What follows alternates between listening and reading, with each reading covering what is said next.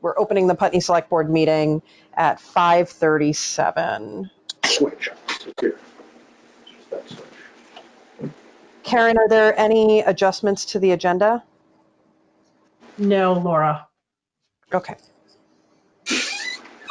And we need approval of the minutes for July 29th, 2020. Do I hear a motion? So moved. Oh, great. I'll second that. Great. It's been moved and seconded. Any discussion?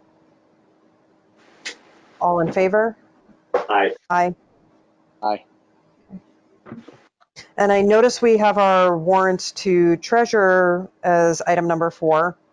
Yes. Are we concerned about connectivity and just trying to make Yes. sure those get done? Okay. Yes. All right. So do I hear a motion for the warrants?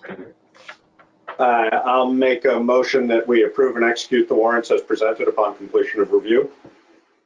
And I'll second that. Great. It's been moved and seconded. Any discussion? Before we go any further, I just want to take a moment. I'm sorry, our agenda is a little out of order.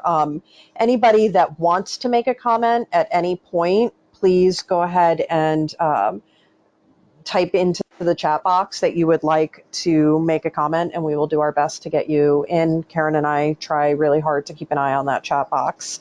And in the meanwhile, if you can just keep your microphone's muted, that's really helpful. Thank you. Mhm. So it's been moved and seconded. There's no discussion at this time. All in favor? Aye. Aye. Okay. So Aye. Did everyone good? Yep. Yes. Okay. Payroll warrant dated August 14th in the amount of $16,570.06. Can I show you? Any questions on that? Not from me. All right. Hearing no questions, I'll go on to accounts payable dated August 1st through August 14th, 2020, in the amount of $93,389.16. Did we have some reimbursements for taxes, or I see a lot of names on here. Looks like. Ballot clerks, Laura, were paid. Oh, okay. That makes sense. Yep. Those are the miscellaneous. Okay. Everything else is normal. What's Okay. Boundary Medical? Where's that? It's about the 7th one down, 8th one down, something like that. Oh, $9. yep. Boundary Medical is supplies for the fire department, EMS. Mhm. So those would be like, syringes and gauze and bandages, everything that pretty much goes into the rescue. Blood Sounds pressure good. cuff. Yep. Any other questions?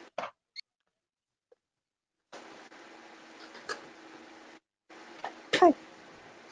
Moving on to public comment on items not on the agenda. So if anyone's here to make a public comment, now would be the time to jump in. I have a comment I'd like to make.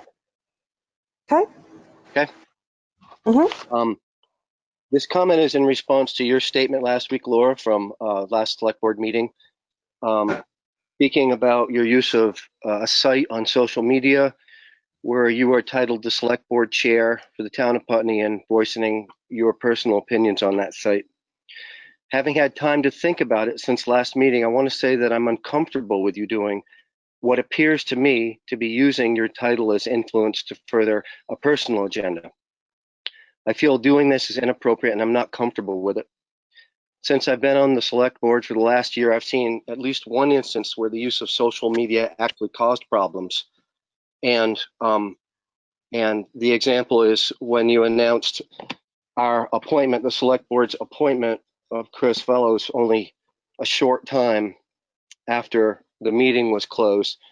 And this did not allow Tom, our chief, the time he needed to speak to his people. I believe creating a personal drama and a deal of unnecessary disturbance in work during a time already fraught with drama at the firehouse. Although I'm new to any form of governance and have been here on the select board only 18 months, I strongly feel that the select board, a legislative body, is not necessarily a political body. There is way more than enough to do just running the mandated business of the town without adding political agendas. We're not Montpelier, Burlington, or Brattleboro, and as a small town have limited personnel and resources. I also believe that being a selectman requires that I represent everybody equally and fairly, and that I don't bring any of my personal agendas to the job here. Thanks for sharing that. Does anybody else have public comment? This is Jamie Comtois. I would love to.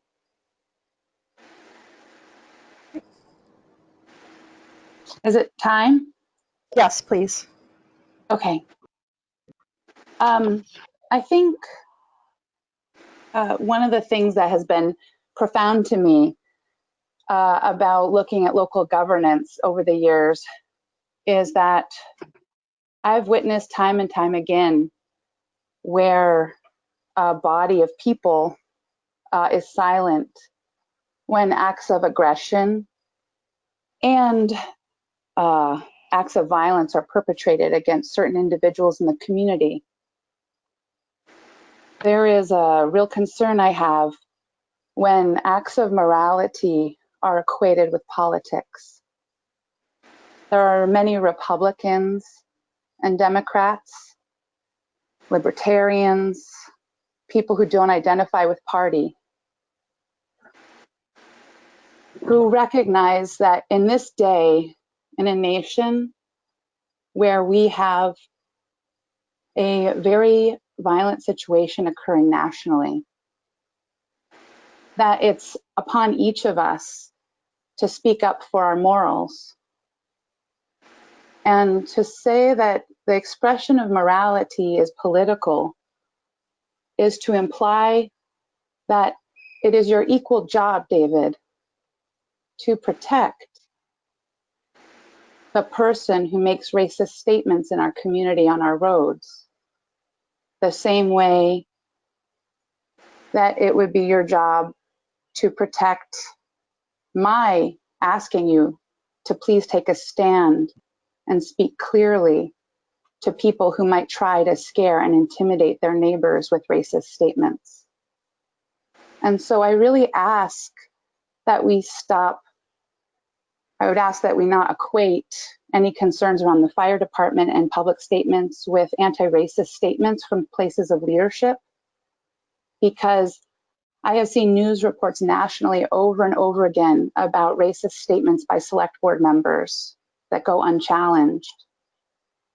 And I am so proud to live in Putney, Vermont, where I know that I have a person in elected office who the second something happens that is inappropriate, that they will speak out, not because it is political, but because it is moral and just. And so all I want to say is that I have recently found out that there are families of color in Jamaica who are now being targeted in front of their houses. And they are out in front of their houses at night to protect their families and their children like it's the 1960s in Alabama. And that is in our county. So if we have somehow can't make clear statements publicly as a people, then our silence is complicity. So I ask, please, that you separate those statements, because we have really important work to do as a town. And we're going to slow ourselves down by not saying the right thing quickly and moving on. Okay, thank you. Would anybody else like to make a public comment on an item not on the agenda? Okay. I just want to say that I think Go it's ahead. hard to, it's a hard role in a select board position to separate personal beliefs from politics. And I wouldn't disagree with Jamie that this is, needs to be not about politics. It needs to be about doing the right thing and being inclusive.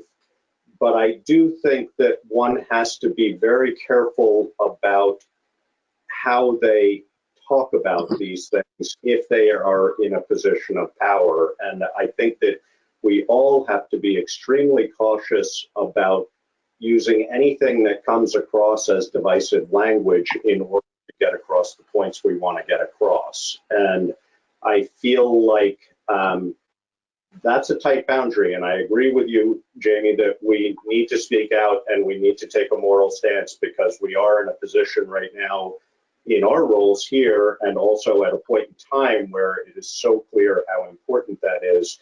But I think we need to be incredibly careful with our language. And I think that in any way, painting a picture of us versus them, regardless of who you are and which side you're on, is not what we need in this time. And I think that my concern is that it's so easy to misinterpret people's statements on social media platforms where they are not held accountable by being in person, et cetera.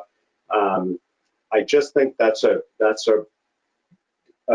gray area for us that we need to be very considerate about. And that in making any statement on a social media platform, it doesn't allow sort of the concept of an open meeting situation, and that concerns me also. So I think that for Laura to make personal statements when she chooses to in an open meeting setting is very different from making a statement on a social media platform that does not allow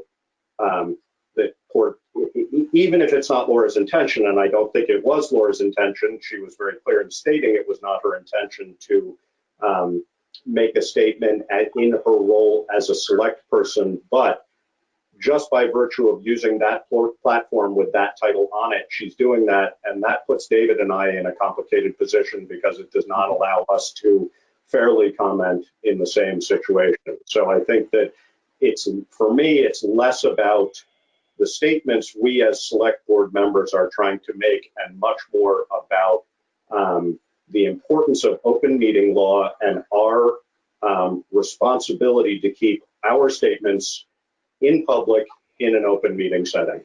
And so that's how I feel.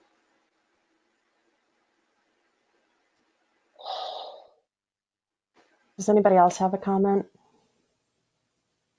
Okay.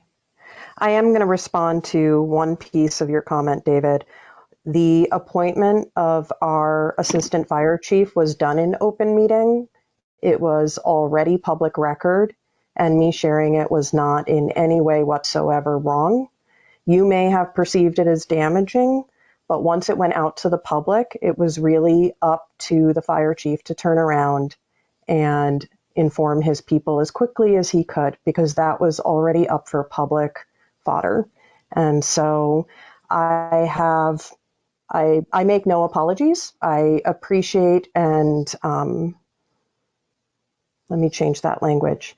I thank you for sharing your opinions, and I guess we can move on from here.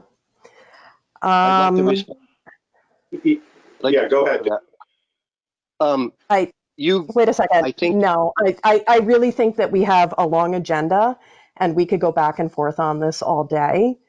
I will give you 2 minutes, David, and then we need to move on. simply put, Tom could possibly not have told his men because it was so late at night. His guys, You mean his people. his people. Thank Sorry, you. I corrected that without your help. He didn't have time to do that. The announcement could have happened the next day, and then your statements would be true. But the truth is, he didn't have time. Okay, and I didn't just perceive it that way. I know that there were troubles caused by that. Well, So I'm sorry that there were troubles caused by that, but it happened in public meeting, and I'm not going to argue that. It happened in public meeting. It was already public information. So but I did not share anything beyond what a newspaper could have shared or a radio could have shared. So and I'm going to limit myself on this as well. So I'd like to make one comment on this, and that is that this entire discussion for me highlights the necessity, which we've talked about for quite a while now, for us to have a very clear social media policy within the town. And I agree with you, Laura, that you were not saying anything that wasn't done in open session, and so therefore that was certainly clear. But I do think that we all need to understand what our role is in projecting information outside of our open meetings, and that is something we should work on policy around, because it's really important and it creates complicated issues for people regardless of their intentions and regardless of how it comes across. And I again, I totally agree with you that that was in open session, and so it's fair game. However, we need to have policy around it. we do have policy around it. And I was well within the guidelines. So, and we can revisit that policy. I would be happy to, but there is an existing policy. I am adhering to it. I'm adhering to the Secretary of State's advice. I'm not just shooting off at the hip from the hip here. So, again, thanks for sharing. And are we ready to move on? Yes. Great. So our first item under Select Board items is the Equity and Inclusion Committee.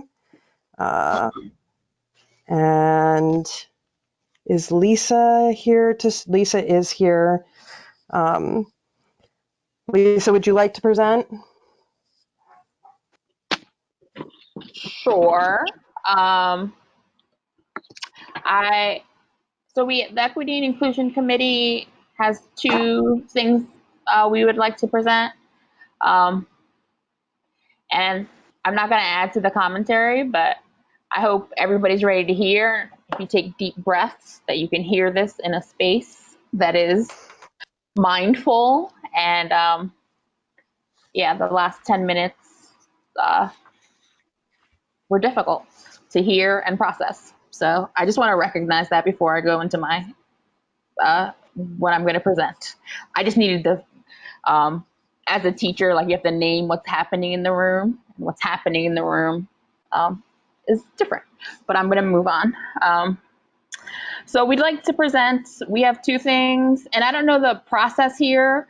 I emailed them to Karen. I don't know if I should put them in the chat, like what the process is. I'm happy to do either one.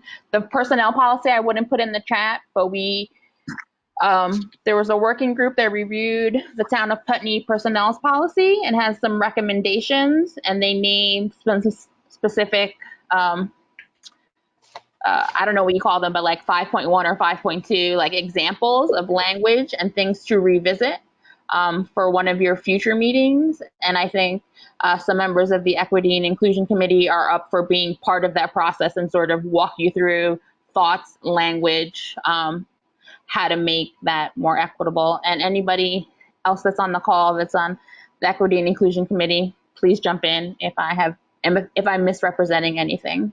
But that was one presentation. I don't know if there are questions, Karen.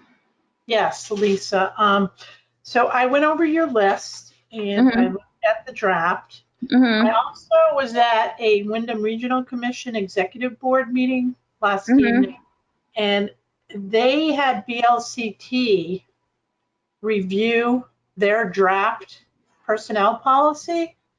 And I was impressed with what they have in it. So I want to be able to look at Wyndham Regional Commission's personnel policy, compare it to ours, because it actually had more sections in it, and it related to COVID and Mhm. teleworking and termination and grievances. So I kind of want to pull that in as well as your comments.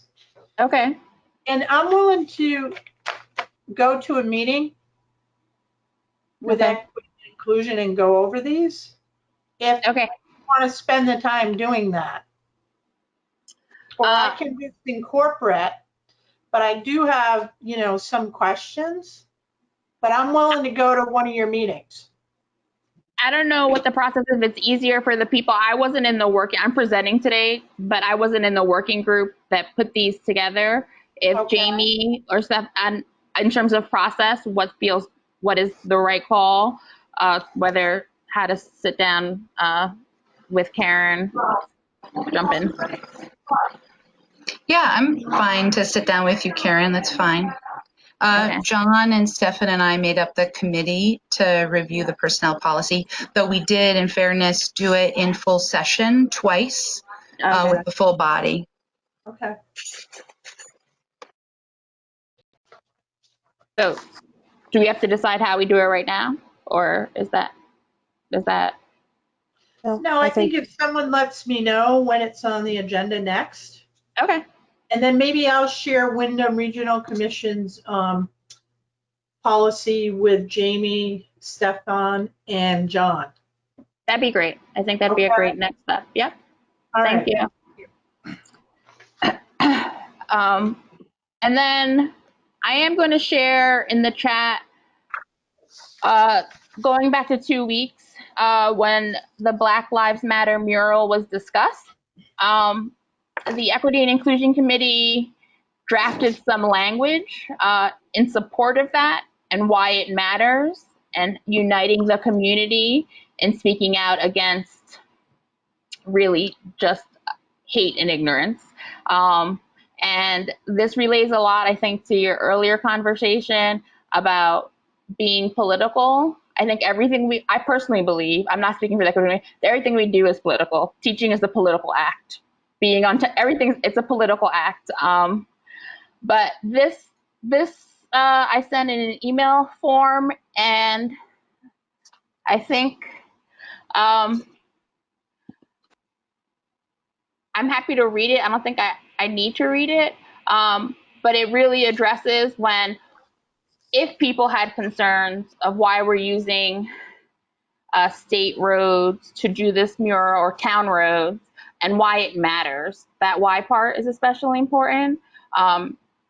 It's happening. It's our history. Black history is American history. Saying the statement, Black Lives Matter is important, not letting it be erased. There are Black and brown people. Yeah? Lisa, I'm sorry to stop you. I just want to make sure that we still have Josh and David with us. They both appear to be frozen. Yes. Oh, yep. I'm here. Okay. All right. Yeah, I can really hear you. Okay, great. You started moving again. and it's really. I was reading it. Yeah, and I think it's important as a select board to make a statement as to why it matters and why we chose to have a Black Lives Matter mural, or why we didn't. If it doesn't go through, why we chose not to, and have that conversation. I don't know if anybody in the Equity and Inclusion Committee wants to add anything to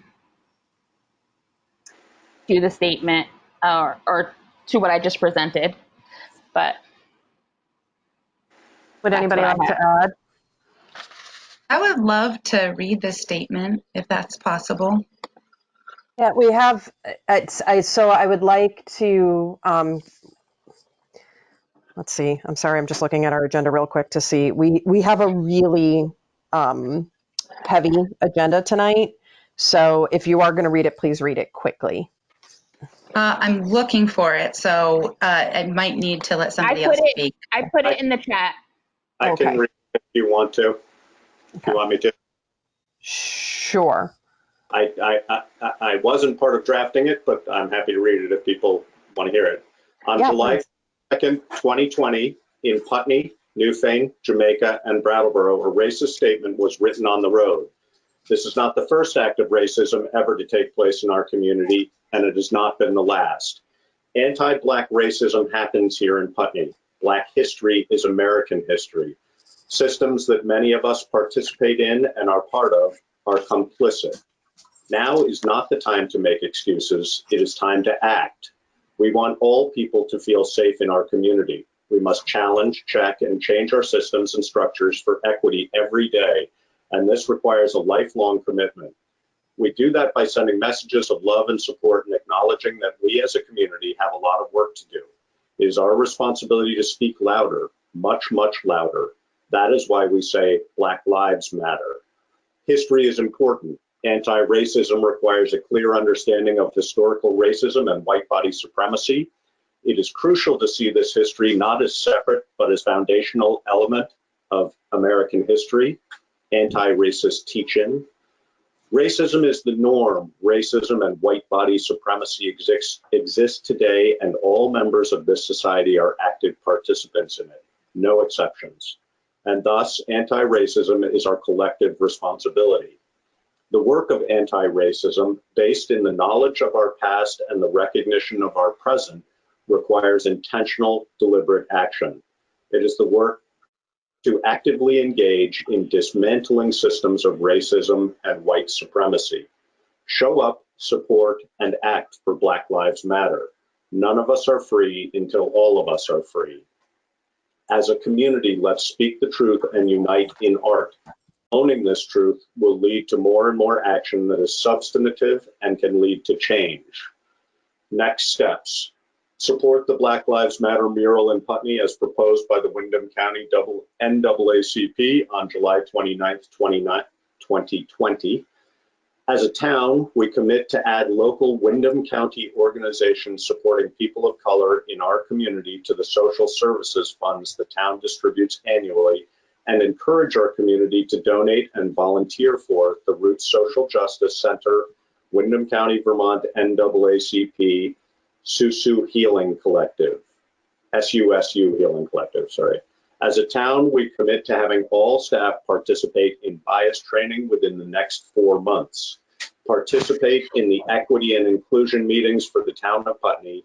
Get involved by joining the Putney Anti-Racism Book Group. Show up to meetings to voice your values. Thanks. Thank you. Does anybody want to comment on that?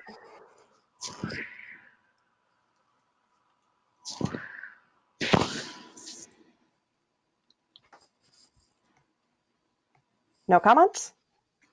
I just want to say it was beautiful to hear that read in the town of Putney's select board meeting. So thank you, Josh.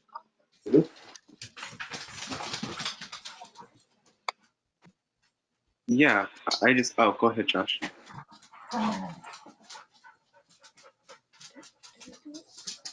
Hello? Sorry, what? I think you're good to go, Stefan. Josh, did you want to speak? I think there is a little confusion here. No. Okay. Okay. Yeah, so I'll keep it short and brief. We came last week. Well, I think it was last week. My mind has started to play tricks on me in these days of COVID. But we came last week or the week before that, and we presented, we being the Windham County NAACP, and we're happy to have the support of the committee, the equity committee, and we would just urge that you do move forward on these actions. I don't want to, go too far into reiterating everything that we said last week, but I did want to let my voice be heard and say that, since we have started this petition, sort of, or this movement to have this mural created, we've had a lot of positive feedback just from people texting and talking, and really excited to see something positive that is possible, especially from the town level. So that's really all that I have to say for now. I'm sure I'll have more to say later, when we have time for other comment. But yeah, I'm hoping this goes in our favor. And I think that there's been a lot of good work done around this initiative. Thank you.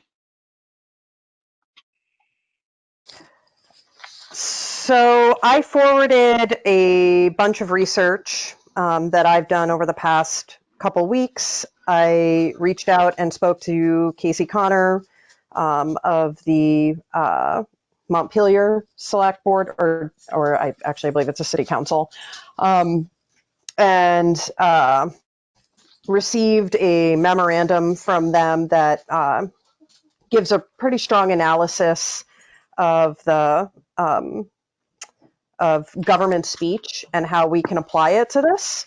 And so if we choose to do this, my suggestion would be to adopt a road painting policy, which the Montpelier City Council is actively doing tonight. And there is language around that. And then my suggestion would be for us to move forward with this as a government statement coming from us, the select board.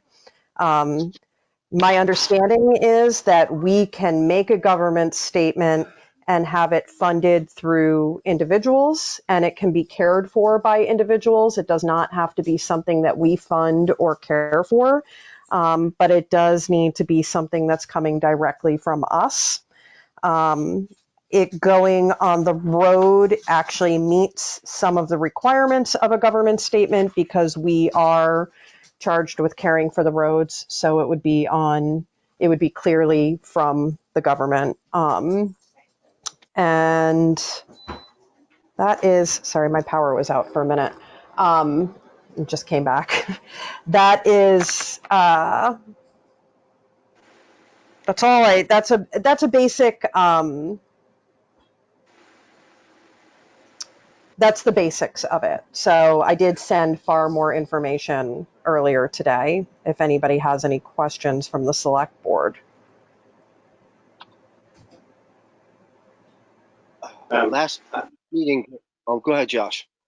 Go ahead. I would just say, you know, what I was on focused on in the last meeting was making sure we stay in the legal boundaries that are presented to us. And I agree with you.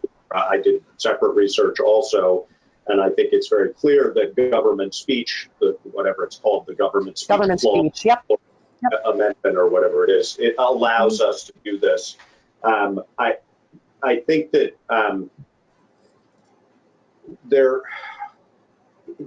you know, the only way this could present a liability for us as a town entity is if, for example, somebody were to slip and fall as a result of the painting. And so I think we need to, if there are steps we need to prevent that, we should maybe do that, maybe some grid in the paint or something. I'm not sure what that looks like, but others who have done it might well have some ideas about that. Yep. I also think, you know, I did a lot of exploration speaking with others and with myself about whether this is a political statement. And I think, Jamie, you're right. All of this is political. Everything we do, I think that was Jamie who said that. Everything we do is political. But that was my colleague, Lisa. Oh, sorry. Thank you, Lisa. But I think more importantly, this is a statement of inclusivity, and that is tremendously important in this time and place. And that if we are not making a statement of inclusivity, regardless of our political position, whatever it might be, then we are both missing an opportunity and neglecting our duty to promote civil rights, honestly. And as has been clearly highlighted, we have failed in that respect as a society, and that it's very important that we participate in furthering the means for that. So, I think it's great. I think I would also encourage, I have to say, I'm I love when I'm driving around seeing the number of Black Lives Matter signs. I feel that it's a true statement of the general gist of the population of Putney. I'm sure there are those that take exception to that, and I hope, as I said earlier, that whatever we can do in our use of language, we try and be as inclusive as possible, and that we try to work not to alienate those who might be offended by this for any reason. And if there are such folks, please, let's try and have civil conversations and make it productive and not divisive. Any ideas? So I wanted to add to Josh. I spoke with Ward Joyce, who is responsible for the design in Montpelier and the design in Burlington, and is now designing for other towns that are doing this. And he has agreed to scale it to wherever we would like it, to work with us on paint. In Montpelier, it cost them about $400 in paint. That was entirely community raised, and then the community did all of the work of painting it. I'm told it takes about 4 hours from start to finish, depending on the scale and the group of people that you have working. And I believe our conversation with equity and inclusion was of possibly doing it on Carroll Brown Way, because it's a one-way, it can be shut down easily. There's other access points to the co-op. It's our road, so we don't have to get into the state fray of a state road. And I think it would work there really well. Adding sand to the paint would probably be advisable. It's not something that's come up already, but I agree with that we don't want anyone slipping. And that may have been something they did in Montpelier, and Ward was getting to with me. I don't have everything yet from that, but there are people that have done this and are very willing to support us in doing this. And David, you were going to ask, I think, where it was. So I think I just answered that. I guess I was just asking for the details of it. I know that 2 weeks ago, the sign ordinance came up, and I think the information on the sign ordinance, had the application been made out, would have answered a lot of my questions. The color would be, how big was it, where are you going to put it, all those kind of things. So those are the questions I would. Yeah. So this wouldn't fall under our sign ordinance, and I it would be. I know that now. I did. Okay. Those questions didn't get answered because an application didn't get made out. So that's why I was asking. Yeah. And just to reiterate it, to be abundantly clear, if we did this, it would be government speech. It would be coming from us and no other person, but can be supported by other people. In that respect, Laura, as far as the process for us, is there a motion and approval by the select board to allow this painting to occur? Is that how this should work? Okay. Yeah, so we need a motion to shut down the street, because we are going to shut down the street for some time. We need something that will include the steps. So that we are approving Black Lives Matter going onto a specific road, that road will be shut down for a period of time in order for that to happen. And I feel like we can work out all of the other details around that. I do think it's important for us to have a road painting policy in place before we do this. And so my suggestion would be that I unfortunately wasn't able to get the language for the road painting policy before this meeting, and even if I had, it wouldn't have been warned. So I think it's important for us to get that and then do this. And my suggestion would be for us to have a special meeting in a week where we have all of these pieces pulled together and meet just for that purpose of of making the motion and then following through on all of the pieces. Does that make sense to you? My feeling would be we could either do that or we could approve it contingent upon, or we could have a vote on whether to approve it contingent upon completion of necessary details surrounding its execution. That would be great, because then we could get moving on. We have volunteers that are already reaching out. We could get moving on fundraising. So we could get all of the other pieces moving and come back together and approve a road painting policy and approve the final. I mean, if we're already approving it contingent upon, then I don't think we need to finalize it, but we could at least discuss it again. So I can't remember exactly how you said it, but you said in your suggestion of how it might be crafted that we are allowing for it to be painted on a road. Are we agreeing that I think it should be named in the motion what road? So are we saying, yes, Carol Brown Way is the place we think that should happen? I think Carol Brown Way is one of the most visible roads in our community that is not a state road. And I think that it is one of the least disruptive for us to use. And I would like for us also to be able to take some time to honor what's happening. So I don't want it to have to be like we shut the road down and then we don't have any time as a group to safely honor what's happening. And that feels like a space where that could all happen safely. So, but I would love to hear from other people if they have other thoughts on it. I'd be interested, particularly, I don't remember whether in the information from the Equity and Inclusion Committee, whether it specifically stated Carol Brown Way. Are the Equity and Inclusion Committee folks comfortable with that as a location?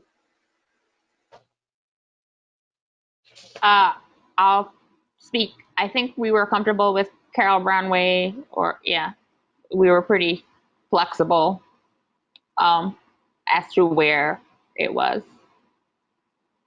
So I have a question.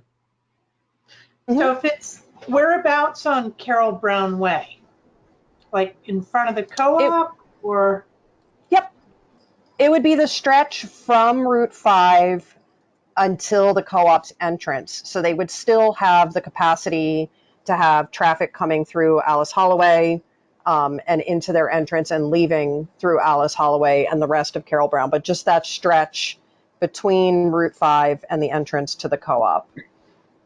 All right, so basically we're going to cover up all the potholes over there, right?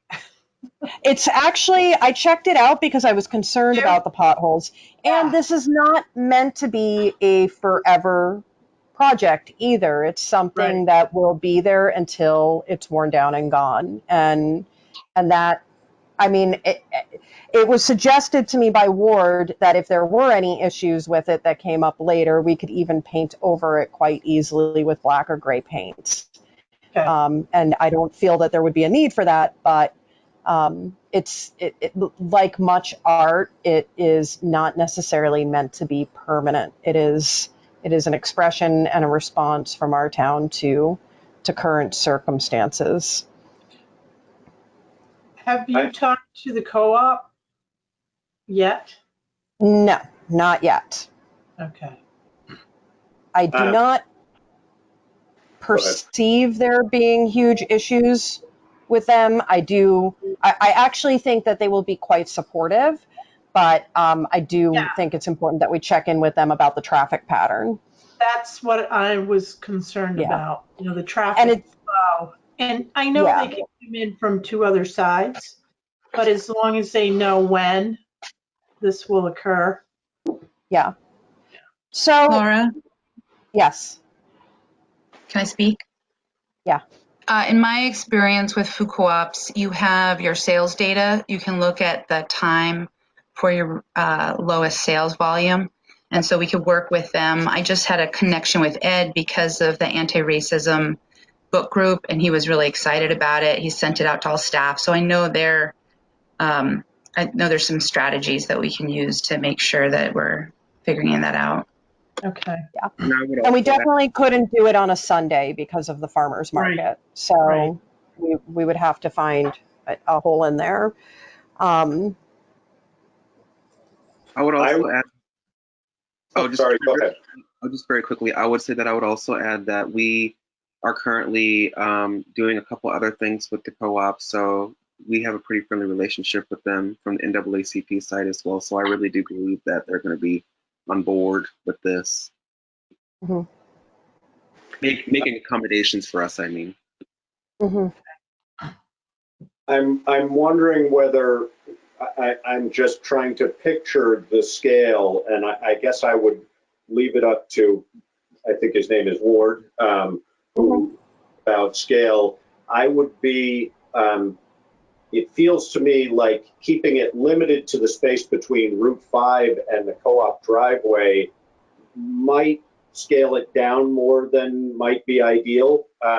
And so I guess I would suggest that maybe we allow it to cover the area from Route 5 to Alice Holloway Road.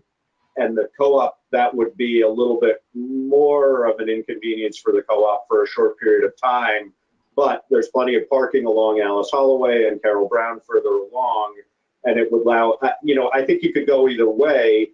But I just think scale-wise, in order to fit that many letters in a scale that would probably be desirable, might take up more length than from Route 5 to the entrance to the co-op. So I think I personally would say that from Route 5 to Alice Holloway Drive would be, if that's what it takes, then that's fine.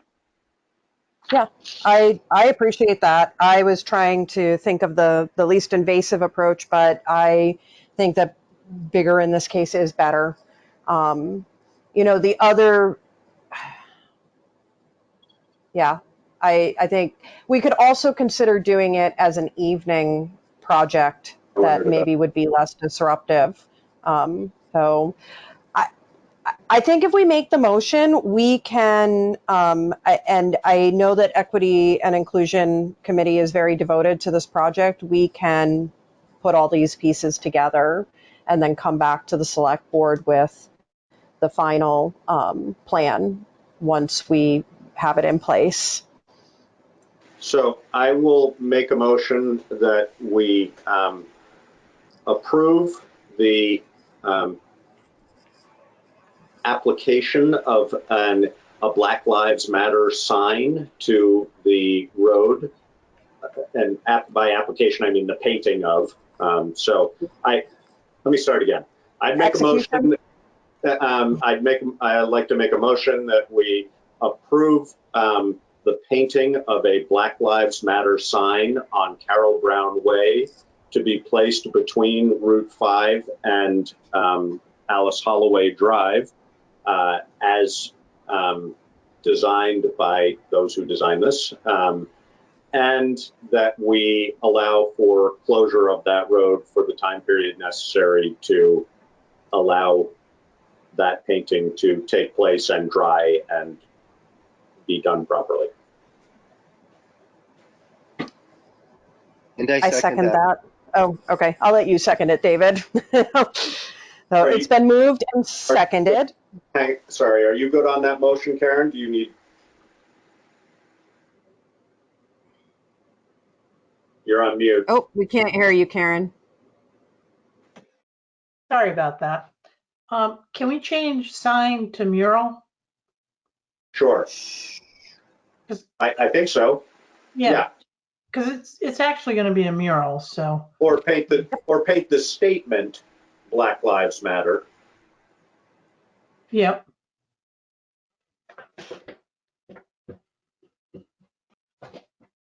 How do you raise your hand and go to meeting? You can't. Okay. That's why you go into the chat. Yeah, you can do. Yep. There you go, Jamie. So it's been, hold on one second. It's been moved and seconded. Is there any discussion? Jamie, go for it.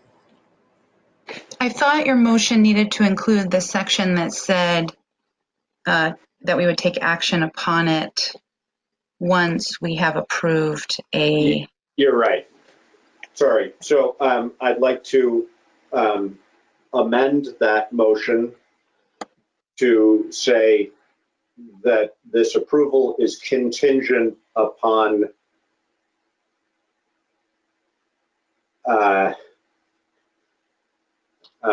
creation of the necessary design, and I can't remember what else exactly we need to have surrounding it. The development of a policy on road painting? A road painting policy, yes. Yes, sorry. And until there is an appropriate road painting policy approved by the select board. Which I will have for you at our next meeting. Do we need to second it? Okay, thanks. So, Friendly amendment. yes. Okay. So the amendment has been approved and seconded. Is there any comment on the amendment? Okay. So all in favor? Aye. Aye. Aye. Fantastic. I do want to point out that in this equity and inclusion letter that we received, there are also other suggestions that we commit to adding other local Windham County organizations that specifically support people of color in our community to the Social Services Fund. For the sake of time, I'm comfortable, if the committee is comfortable, moving this to our next meeting. Frankly, we need to have a pretty significant conversation about our social services funding. So it may fit in well when we do that. How does the select board feel about that? Did we lose Josh? I did. Sorry. You cut in more. I couldn't hear it all.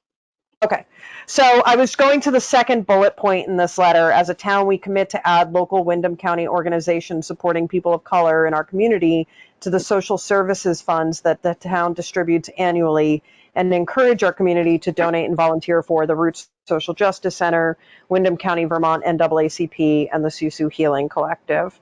And I feel like we need to have a greater discussion about our social services funding, that we have some significant work that we need to do on that. And so maybe this should be put into that discussion. Mm-hmm. Yeah, I would add that we don't, I think, by the social services policy, just have the ability to insert somebody. They have to essentially apply for it. Yeah. So I don't remember exactly what the steps are for that, but I think it would be more along, instead of us approving that, it would be more along the lines of encouraging those organizations to apply in a timely fashion. And then, because it's much more voter driven than it is select board driven, but those applications need to be in place by the beginning of budget season, Karen, roughly October-ish, probably. Yeah, we'll start budget talks around October, November, but usually it takes a petition. Well, we can accept them without a petition if we so choose, but it depends on how people choose to go about it. I think my experience is that with the better known organizations, i.e. something like NAACP, that's much easier than it is with an organization like I'm not familiar with the SUSU, and so I wouldn't know whether that fell within the parameters of what we typically do or not. So, but that really falls upon the applicant to show the service they provide and the need they have. So, question to Laura. Can I respond to Josh and then I'll jump to you? I appreciate your language around encourage. And I think that as we're looking at this policy, we have to look at how we're including different organizations that maybe go outside of what has been the norm. So, yeah, I just wanted to say that. Karen, go ahead. I wanted to ask, you do have the social agency policy, correct? Yes. And Not in front of me, but yes. No, but Equity and Inclusion has it, and you were going to be looking at that. It was on our radar, and I don't want to speak for the committee because I'm not the chair of the committee, but I do know that it was on our radar, and that other things have continued to rise to the top, but it was in the queue.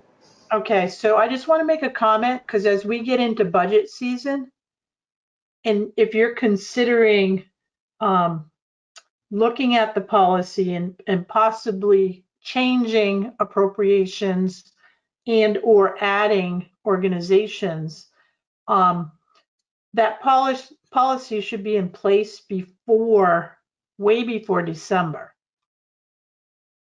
Yeah. Yeah, this has been. Can I speak to it? Sure. Yes.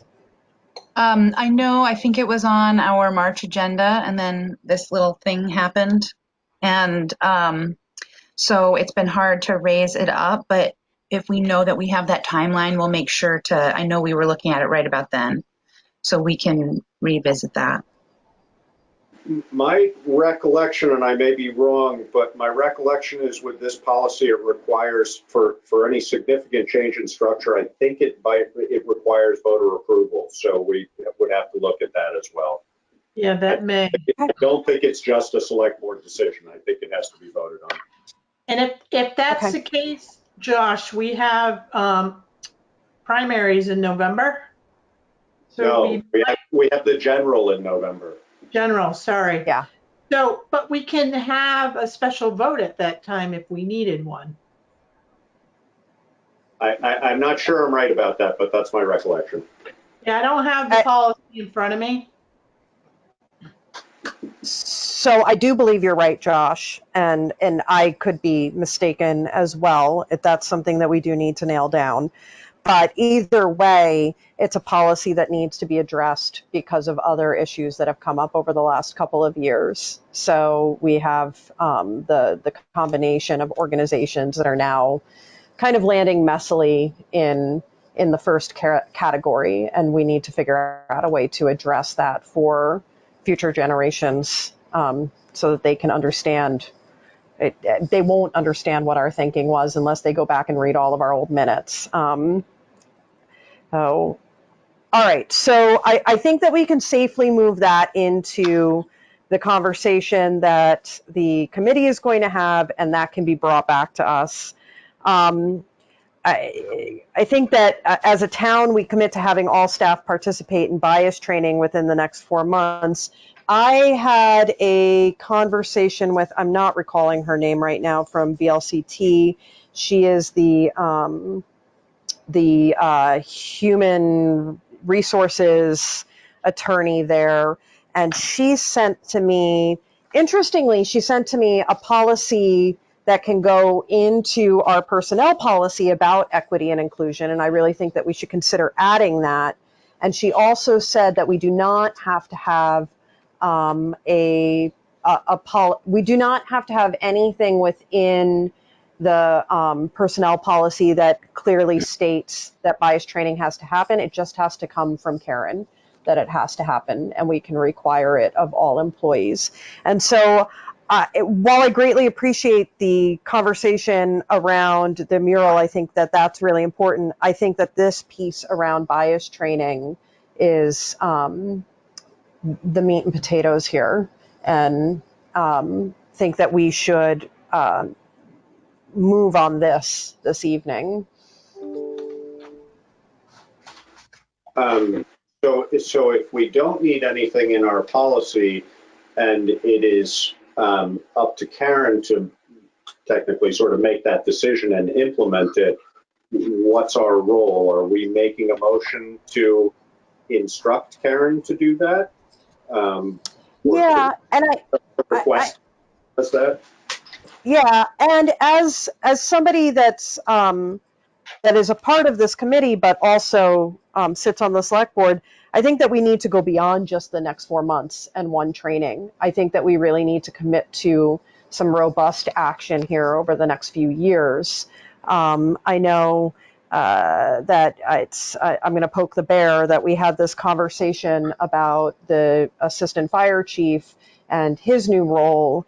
And I want to make sure that we're holding accountabilities in some of the things that we asked of him and in some of the things that we have recently discussed as far as training goes. So, like visiting the fire department mission statement, how we do outreach. I had a great conversation with Brattleboro's HR person today, and they are doing a ton of work around this right now that could be really helpful to us.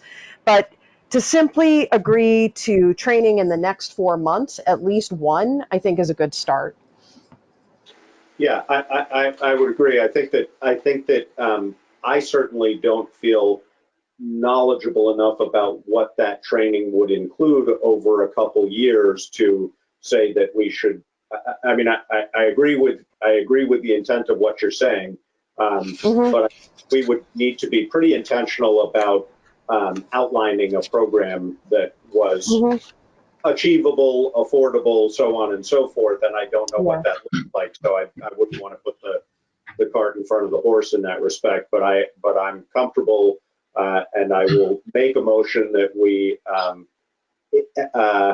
request of town manager Karen to implement bias training for all employees within the next to have been completed within the next 4 months. Is that what we're, or Yes. Or maybe to be completed by year's end? I think that's one and the same, but Yeah. I will also add that VLC offered up that they've developed a training. So yeah.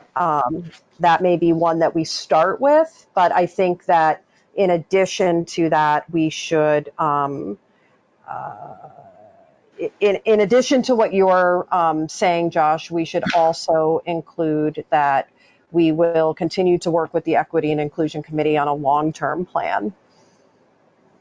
So my motion hasn't been seconded, so I will rephrase it to say that we request of town manager Astley that she implements a program of bias training with introductory courses to be completed before year's end, and to explore with the Equity and Inclusion Committee an ongoing course of education related to equity and inclusion.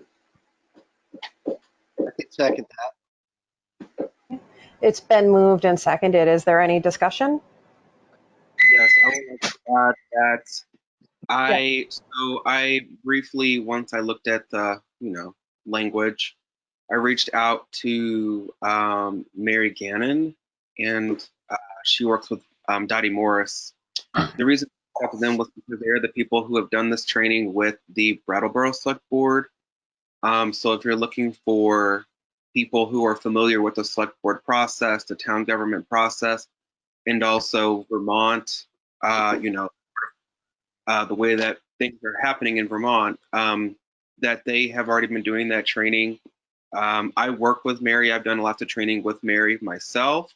I don't necessarily know it'd be best for me to jump on to that. Might be a conflict of interest since I've been here so much. But I would say that I would recommend those two individuals as a place to start. And Peter Elwell would be a great contact for getting in contact with them. He seems to have been very happy with their services, and they do scaffold out their trainings kind of from the bottom up, right? So they would probably do some sort of assessment with y'all to figure out where you were at in a way. I don't know how that process works, but to figure out kind of what your needs are as a select board, and maybe even as a town government, if we add in town manager and other individuals, stakeholders, and build something that works for you. Just a suggestion. Thank you. I had also had something, Laura. Yeah, go for it. I had reached out to a couple of people statewide who do this kind of work and got a couple of names of different folks. And it had exactly the recommendation that Stefan did with Mary and Dottie. I took a training with Dottie, and I've taken a handful of trainings, and her skill as a psychologist, I believe she's a psychologist, right, Stefan? Yes, we are both in the mental health field. Yeah. And so it was one of the best trainings I've ever been to. And so Mary and Dottie forwarded an RFP, the Brattleboro RFP, to me, so we could share that with you all. And also I reached out to the Vermont Partnership for Fairness and Diversity and asked them about what they're doing, because they're contracting with a lot of folks. And they let us know that they work with organizations that make 10-year-long commitments to transitioning organizational culture. And I thought that was an interesting framework. So I just wanted to share that. Thanks. So I can forward that to you, Laura, if you'd like. Great. Can we add to this that the select board, that elected officials should be included in this training? I don't think we can require elected officials, but we can heavily urge them. I would accept a friendly amendment to my motion to strongly encourage elected officials to participate as well. Thank you. And Laura, if I wouldn't mind adding that we have done trainings over in New Hampshire, Dottie and I together, as well as Vermont, for gateways, the University of New Hampshire, different organizations, mental health organizations, I think are coming up soon. And so there is a consortium of trainers that do this work together. And so there really is diversity in how that could look for you all. So David, I just want to make sure, David, I proposed a friendly amendment which strongly encouraged elected officials to participate in this training as well. I heard that. And do I need to redo it? I need to second it again because of the amendment? You just need to say it's accepted as a friendly amendment. I got it. Okay. Yep. Okay, so it's been moved and seconded, and we've had discussion. All in favor? Aye. Aye. Great. All right. So, Laura? yes. Laura, Karen here. You have a couple chat messages. Oh. So Peg Alden. Oh, I see. Yep. She would love for the students in her civic engagement class at Landmark to participate in painting. Peg, I will put you on the list of folks that we reach out to once we start getting things pulled together. And these are thanks from Maria Ogden and Jamie. Lisa likes it being a community event. Jamie, I think your question was answered. And Maria has to leave the meeting, but thanks everybody. So, I have a question when you're ready for the next item. yeah, and we have to, for the sake of time, we have taken up now well over an hour, and we have a serious agenda. So the next item is the Equity and Inclusion meeting for the town of Putney is doing an anti-racism book club, and invites everybody to participate. And Jamie, you are the contact person for that?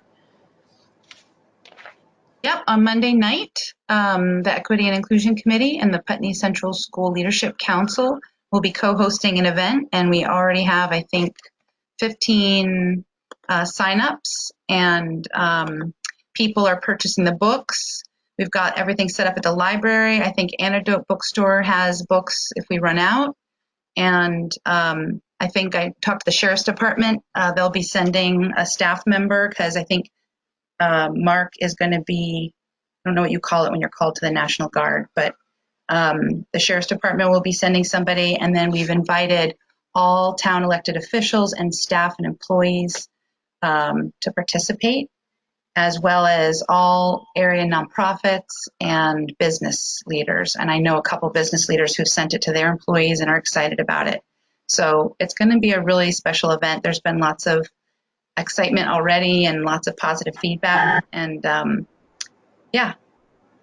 the only question that I had was just, I guess I thought the recommendation, that piece that we sent that Josh read, I thought we were asking that that be accepted with a vote. So I guess I was a little confused when we started doing little pieces of it. I thought it was like something we were asking the select board to pass as a whole. So I was just trying to understand and clarify process. Okay. That may have been my misunderstanding. I thought that this was a letter to the select board and asking for next steps. Does anybody want to? The nature of the different components of the suggestions or recommendations, sorry, I don't have it in front of me, sort of requires different actions from the select board. So I think it would be hard for us to take that as one nugget, but I think we addressed all the pieces of it separately. We did. Are you asking that we take this statement above as our own? That we endorse this statement? I guess I thought by equity inclusion giving this statement, I respect that each of those pieces require different action, but the statement itself is very powerful, and that the select board, we're asking the select board to approve the statement. So it was my understanding that that's why we created it with the action steps. And having it separate, I could see why that might be the case, but. Okay. I do.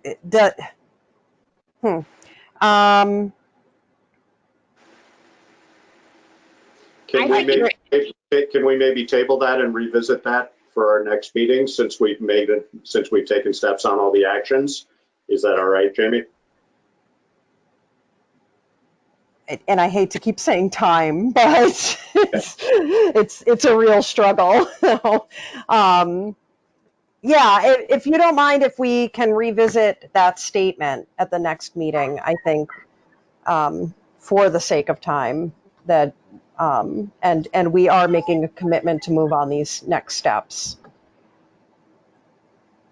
Can everybody walk away feeling good about that? Yeah.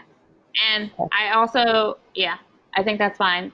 I think once you publicize that the mural is happening, it was also suggested language for if you get pushback as to why it matters, and offering that up to the select board, and sort of your write-up to have the front half of that letter, at least, why it matters. So just to make sure I'm on the right page, so we're just going to move forward with next steps now, and we can have those outside of this public meeting, or do they have to continue? Okay. Yes. I appreciate everyone's work on this.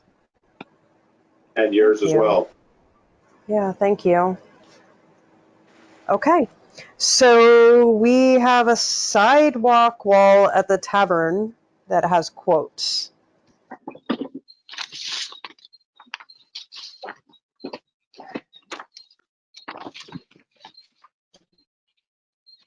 So in your packet, there are 2 quotes from Paul Bemis. This is the wall in front of the tavern on Kimball Hill, where the sidewalk plow took out the corner of the wall. So the first quote was $9,000, and that was to repair the corner and part of the wall.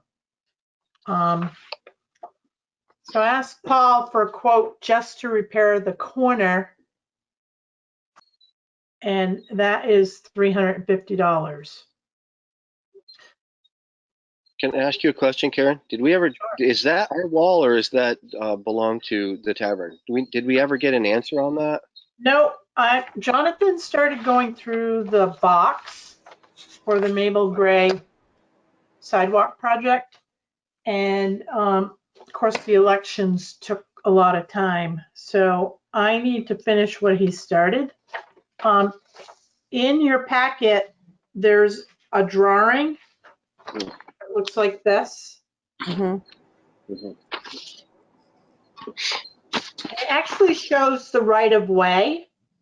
Yep. For the sidewalk. The wall is in the town's right of way, but that doesn't necessarily mean that we own it. So I have to go through and see if I can find some information. I haven't done that. My recommendation to the board would be. So are we? My recommendation would be to repair the corner for $350.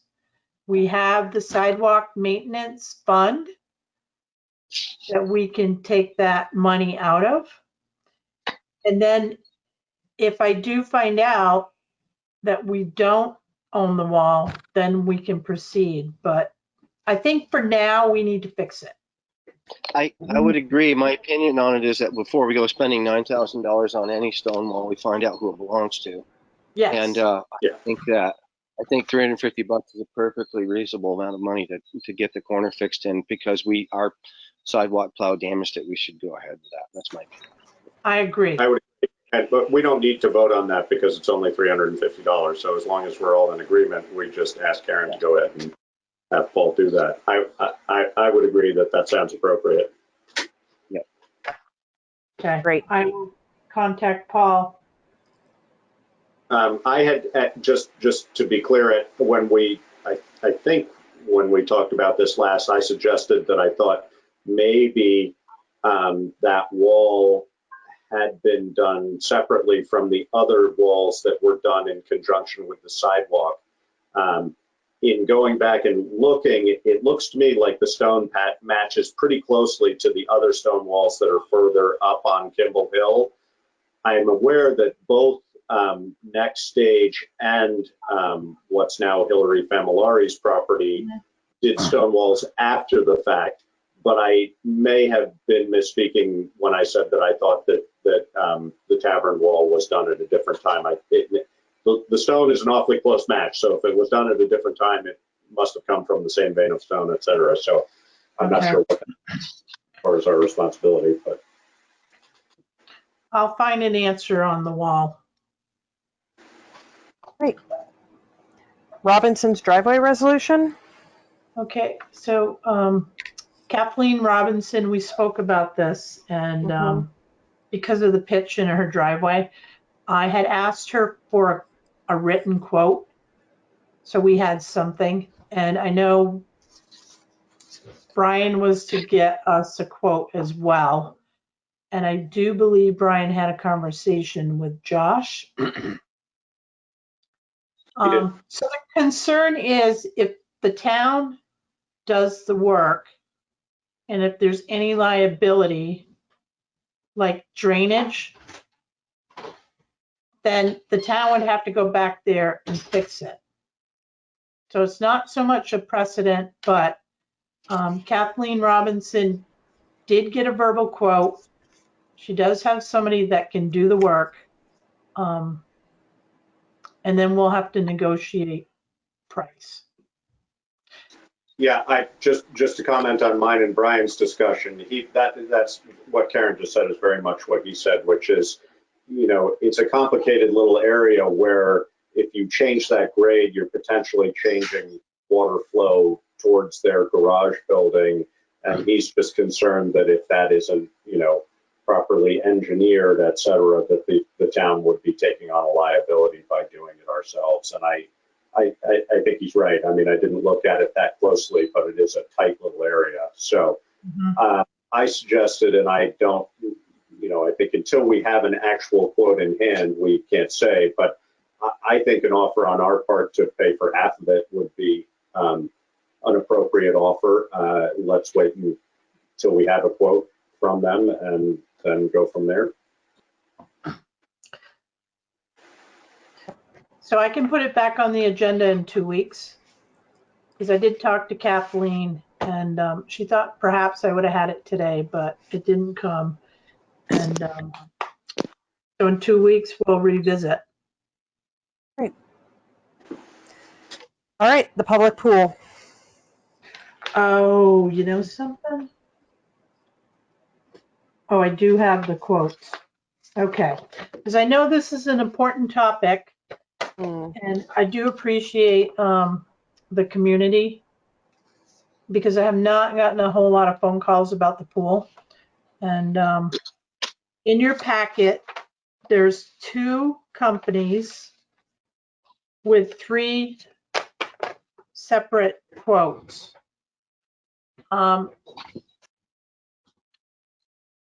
So the lowest quote is $106,025, and that's basically to tear out the fiberglass and put new fiberglass in. There's a quote for $19,000, but that's basically just to design and get construction document ready so we can go out to bid. And then the gunite pool, which basically takes the existing shape of the pool and they spray in this like shell. Yep. Right. And we're gonna lose a little bit of area for swimming, but not a whole lot. But that price is $438,298. In the email that I also sent to you,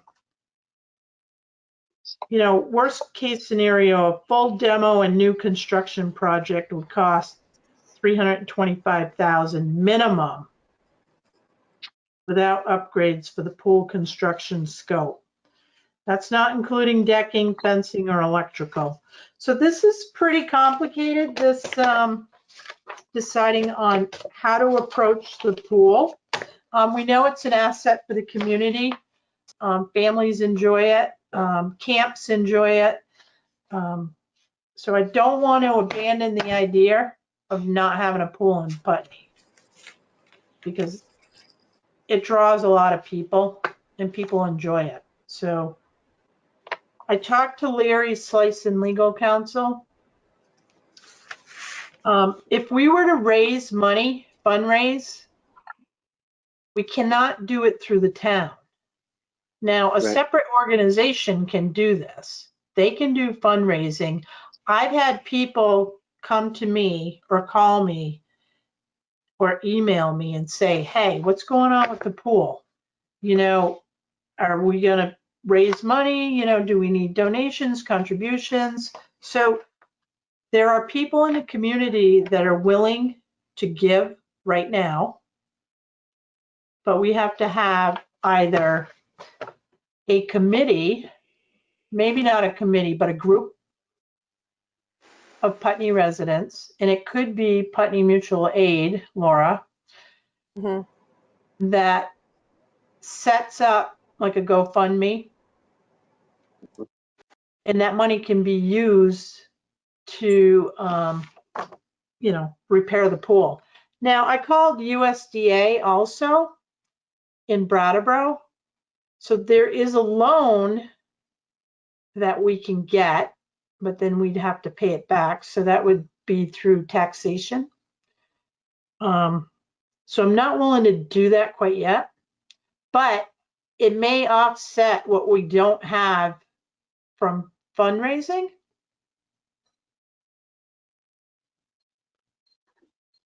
I'm just curious, and I don't know whether we know this or not. Let's see. Life expectancy of, I mean, you know, it appears to me, first off, Karen, correct me if I'm wrong, I don't see why we should spend $19,000 to look at feasibility for this when we have actual quotes from people who would do it. Does that sound right? Yes. And then it seems to me that $106,000 to repair what we have would be by far the best investment, as long as they give us, reasonable assurance that we're going to get longevity out of it. And I don't know whether you had that conversation with them, and or do they offer any sort of warranty, or, how would we know that we were going to have a decent pool for a period of time? So in the quote for Patnode, let me see. I think it's the first paragraph in bold. Yeah, you get a year. 1 year, Josh. It This is. also doesn't include if the concrete is damaged underneath. So No, say we pull the shell off and then we find that the concrete is in awful condition underneath and the concrete all needs to be redone. Is that a reality? I mean, I don't know anything about pools, so I'm just guessing at this here. that could But- be, Laura. Yeah. This could could be, although quite a bit of concrete work, and Brad would know exactly when it was done, but quite a bit of concrete work was done not that long ago. So I'm guessing it's mostly pretty good, but that's just a guess. I'm also seeing in there that the removal of the fiberglass from the concrete shell is a separate step. So, maybe we choose to go ahead with removal of the fiberglass and then reassess at that time. Although, Yeah. would they be willing to do that? Yeah, because at that point, Laura, they're going to have to make recommendations, Right. what needs to be done, and we're going to have a cost. Okay. So, and yeah, I think I would be correct in saying that we really have no way of knowing what's there without at least removing that fiberglass. So I think that would be a really important first step, and then we see. And I think we'd have to do that. Well, I guess if we were just going to scrap the whole thing, we could probably leave it there and fill it in. But I don't think any of us want to do that. So I'm also curious, like, if we allow this to sit for another season, what does that do? Is there the potential for that causing more damage? Is this something that we have to act on within this season, or? well, we don't have the money right now Mm-hmm. to act on this. We don't even have, well, we might have 24,500 in a reserve, but with the way the economy is right now, we still haven't even put out tax bills yet. So Yeah. Right. And we've deferred on buying a fire engine, and yeah. So Whatever, in my opinion, whatever damage will happen over that period of time is not going to add up to that much. Certainly, it would be best to do it sooner than later, but it might be worth it asking an opinion from Patnode about that. yeah. Even whether maybe we take that first step. It would be awfully nice if we could to have the pool up and running for the next season. Yes. We could decide to spend the $24,500 to do the fiberglass removal, and then assume that we would be able to take the next step early spring in order to have it up and running.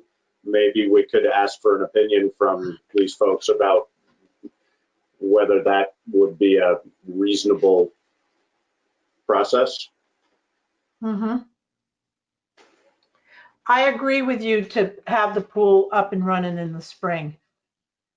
We lost one season already. Yeah. Yeah. I can call Patnode and talk with him.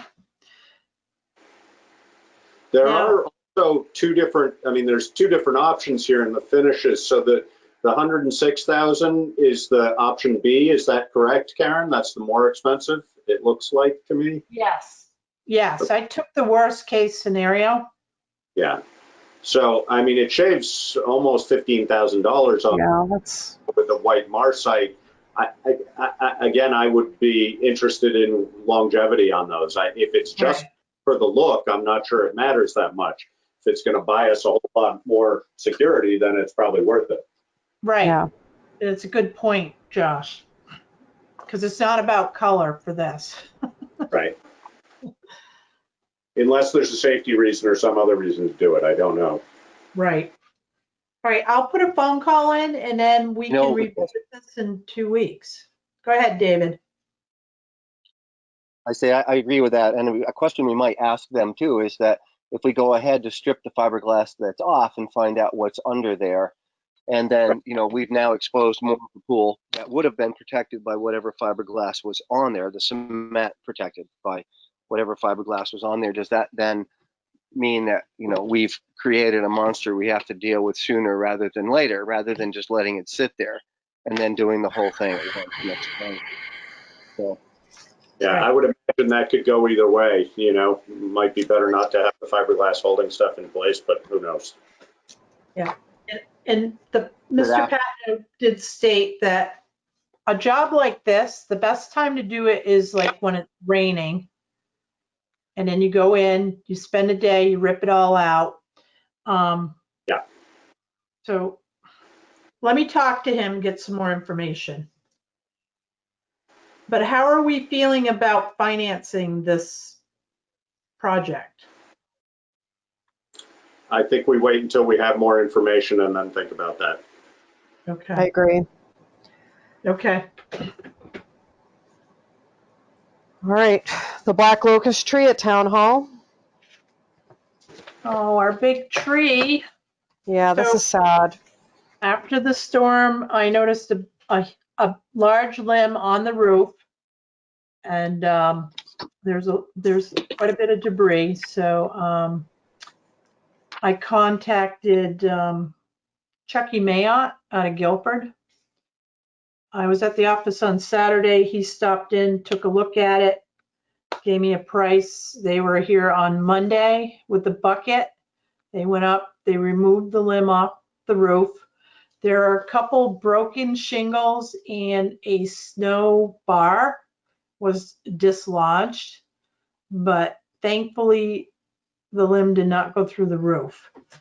So Chuck also mentioned that I should call Dan Adams, and he is a certified forester. He actually does a lot of work for the town of Brattleboro and the school district. And he came out Saturday after I had left and did an assessment on the black locust tree, and that assessment is in your packet. And sadly, he recommends that the tree be removed. I think we're going to see that with more of the black locusts that unfortunately they, Yeah, this one is it's pretty hollow in the middle. Mhm, It does have the conch disease because Chucky showed me. They look like mhm, big mushrooms. mhm, And there's some really large leads on that tree, and one is hanging over the parking lot. mm. So it looks okay, but the integrity of that tree is it's not sound anymore. Yeah. And Mr. Adams also looked at the chestnut tree that's out front, and he recommends that we put a cable to keep the two leads together. And if we don't, we're going to end up losing that tree down the road. that tree's right in the power lines too, isn't it? It is. It's Yes, gotten pretty big. yeah, Gotten- and it's, we might talk to the power company before we go spending money to put a cable in it. We might find out if they have a plan on, cutting it back so it's out of the lines. And if it is, maybe we ought to plant something a little further from the power line and get rid of that tree. But just a thought. No, I want to keep that chestnut tree. No, I want that one out there. I get it. but Yeah. it wasn't really planted in the right place. So So, I think 2 years ago, it's been about 2 years. I don't have a date on this quote from All Seasons Tree Service. I had asked them to come down and maybe, trim up the tree and, they were going to chip the brush and remove debris and, wire rake it. And that was a cost of $560. So, just to clean it up. You're talking about which tree? That's for the Locust. Yes. Yep. That Yeah. was for the Locust. So, Cost of removal is going to be expensive, but it's a whole lot cheaper than doing it after it falls down on somebody or their car. And it's a liability right now. It's a safety liability to pedestrians and to the building. So unfortunately, I don't want to see it go either, but it's a liability. And I need direction from the select board on how you feel. I think it needs to go, but yeah. yeah, I mean, Question. if we have an assessment from a professional saying it needs to go and we were to ignore that, we would be putting ourselves at significant liability. Yeah. I love trees, but everything has a life cycle. Did Well, Jackie give you a quote? I don't have a quote to remove the tree. What I'd like to do is get more than one. Yeah. mhm. And then come back to the board in 2 weeks with that. Sounds good. What would happen with the wood? Would that be included in the quote as something that they take with them? I can find out. I don't know. I mean, it's a large tree. Yeah. They're going to have a hard time cutting it. hmm I mean, there is a local guy that mills a lot of locusts, and he would certainly be interested if there are any decent logs. From the sounds of the report, I'm guessing that's pretty unlikely. Also, if it's really rotten in the hollow sections, it doesn't make great firewood, but we might try and see whether somebody might be interested. But or we probably have, it probably would somewhat limit the cost if we have a spot. For example, I think we have a place by the highway department that we tend to keep things like that, don't we? We also need fill for the Gravel pit. gravel pit. Yep. Yeah. So let me get 2 different quotes. They take the tree down, they leave the wood, or they take the tree down and they take the whole thing. Actually, what might make sense, Karen, would be to ask Brian it might make sense to just have our town truck sitting right there, and they could, as they're taking it down, put truck right in the trucks and take it away that way. Yep. All right, I'll ask Brian. Yep. Looking at it the day that I looked at it, it's clear there's no really good soluble logs in it. Most locust trees over a foot in diameter get spider webby inside, and it's very unlikely there's any lumber in it. But there's certainly a lot of posts in it. Somebody might want it for locust posts if they're willing to go through the trouble of splitting it up. So.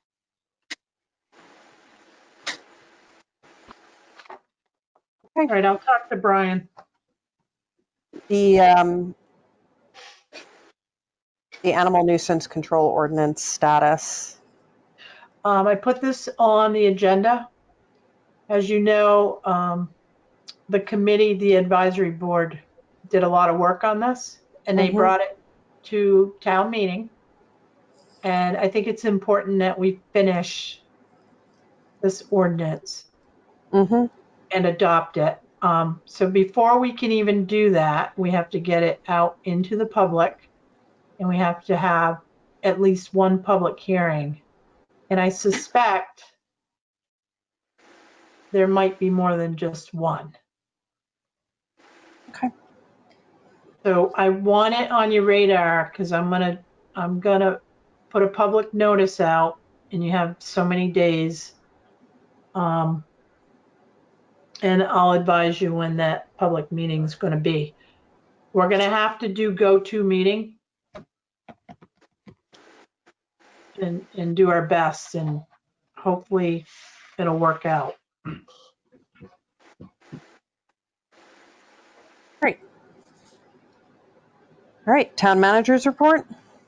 Hazard mitigation plan 5-year update. I sent out an email to different committees invoking assistance. It's going to be due in October. I've already started getting responses. I'm going through it now.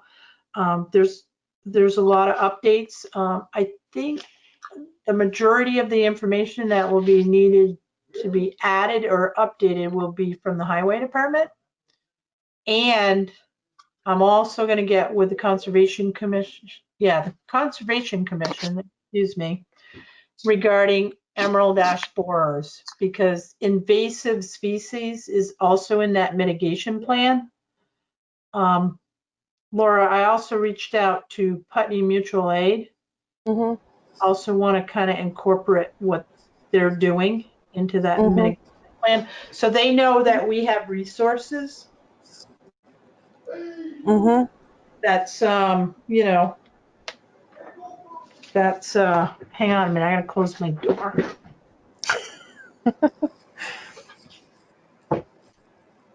Sorry, my husband's talking with the grandson. Like, he gets all excited. That was cute. Yeah, sorry. No, don't be sorry. So we're working on Good that. stuff. Okay. Great. Same thing with the water source protection plan, which is a 3-year update. I'm just finding out these nice little projects, they're kind of like landing in my lap. I'm going, oh no. But I reached out to Simon's Operations because Chris Hayes worked with Cynthia on the last one. And I'm also working with Conservation Commission on that and the Wetlands Committee, because it has a lot to do with Wilson's Wetland. So I haven't started reviewing that yet, but I will probably this weekend. Great. So I'll keep you updated on that. A big request, shout out to the public. We need Planning Commission members. Please, please, if somebody wants to volunteer, this group works really hard. And right now they have like 3 active members. And we really, really need volunteers. Young people, please just try it. If you don't, just come to a meeting. Even if you're not young, you still come to a meeting. Right. Just people. People. Oh. People who care.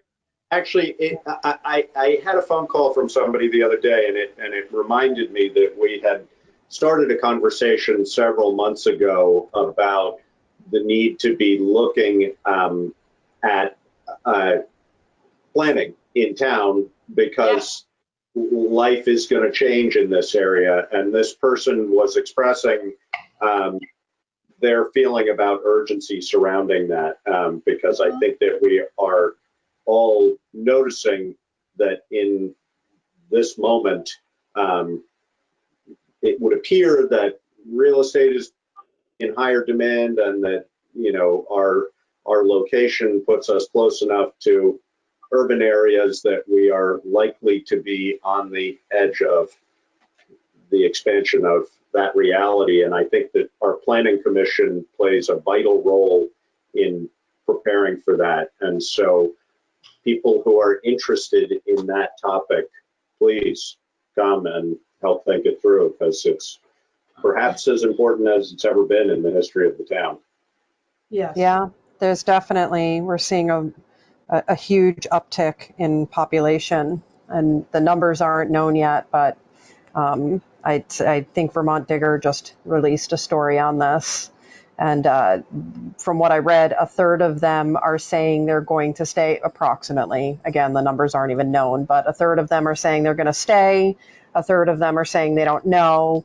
And a third of them are saying they'll likely leave at some point. So, our population crisis may be being actively solved through COVID, which is really interesting silver lining. Although it does highlight the need to, yeah, I agree with you, but it does highlight the need for us to be wise in how we accept the possible results of that, because if we have all seen, you don't have to go far to see what happens when you don't think it through carefully enough, and things grow too quickly. So we all need to be thoughtful about that. Yeah, all I want to say is that there's going to be things happening, good things in Putney in the near future. So as the zoning administrator, new construction is happening.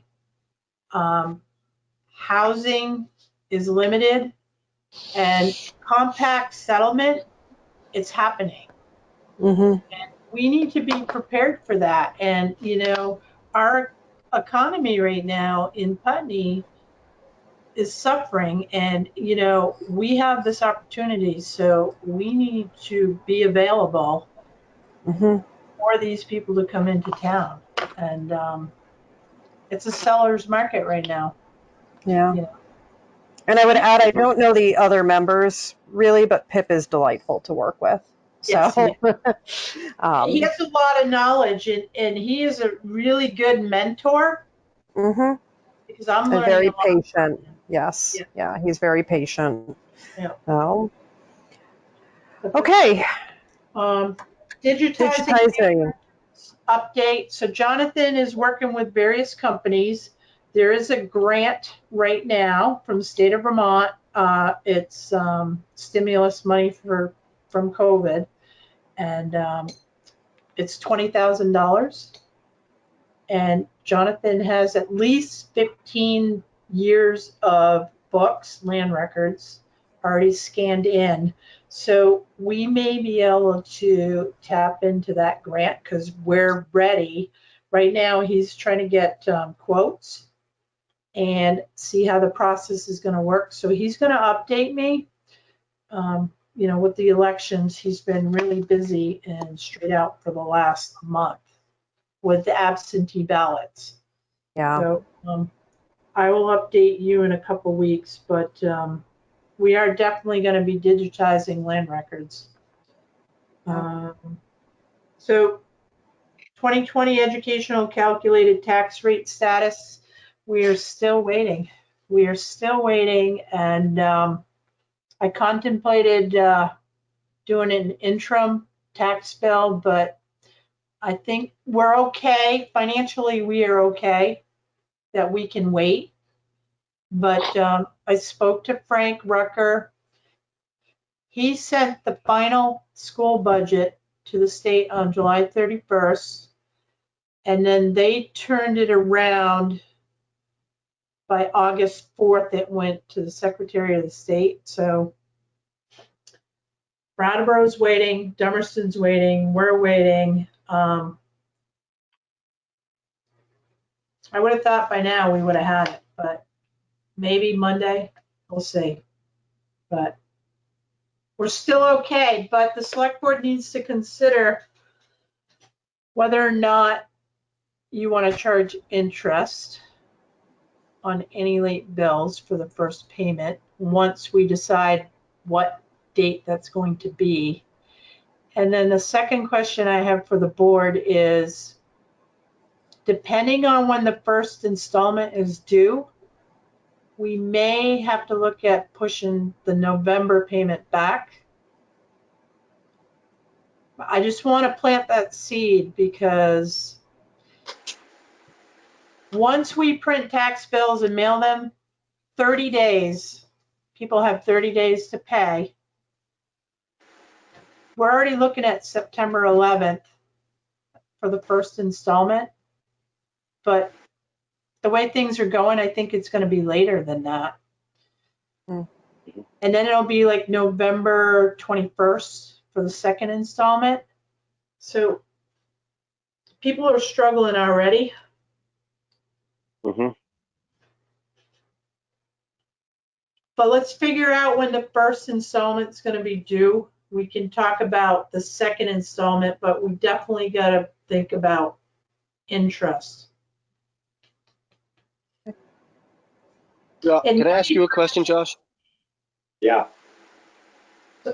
Well, in the past, have there been situations like this? And in the past, we waived interest, or is this all new? This is new to me. I mean, we pushed it to the limit a couple of times for a variety of reasons, but never more than, I mean, sort of the most I feel like I can remember is a handful of days, sort of 3 days later than we usually would have. So I don't know. I mean, when you're saying charging interest, you're saying interest on unpaid tax bills that were due 30 days from the time we mail them? Yeah, so that first installment, Josh. So if it's due September 11th and then people are late paying, so normally we would charge 1% interest. Right, yeah. On that first payment. So, maybe we give them like, until January 1st, no interest charged, I don't know. I would look for advice from higher up on that one, probably. I mean, I wouldn't say no, we shouldn't do that, but I don't know whether that would, I don't know who would answer that question for us. Whether that would be, I don't know, treasurer's office or something. I'm not sure, but. Well, we might be able to anticipate or calculate what the interest would be. But I can't do anything until I have them in the system to do a report. So. Yeah, no,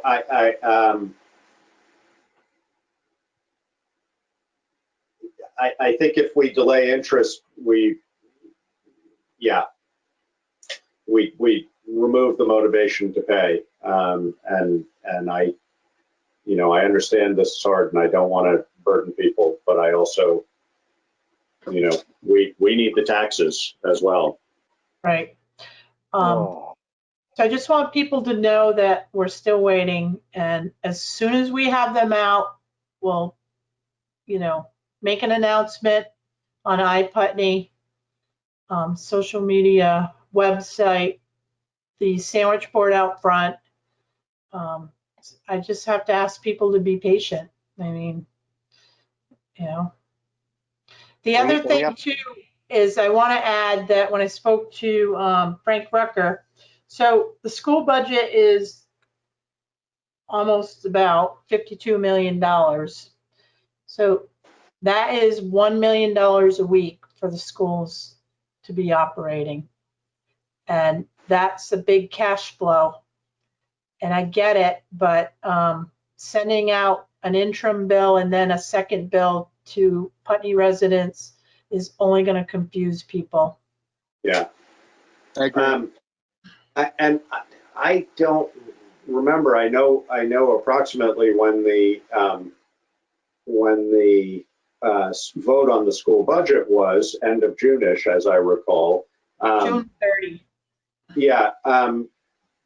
Did that include added expenses of COVID preparation? Because I would have to guess that school budgets are going to look a lot different than the proposed budgets by the time this is all said and done. No. No, the school budget did not include COVID because it was approved before COVID.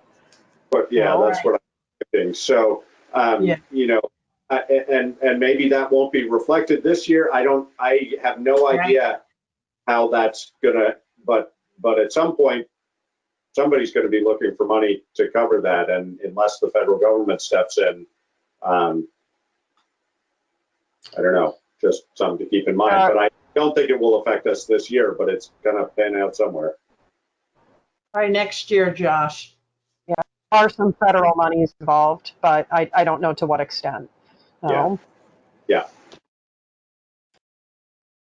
Okay. okay. Other So that- business? Okay. Any other business? We do have Mary Quinn is here. I don't know if she had anything she wanted to add.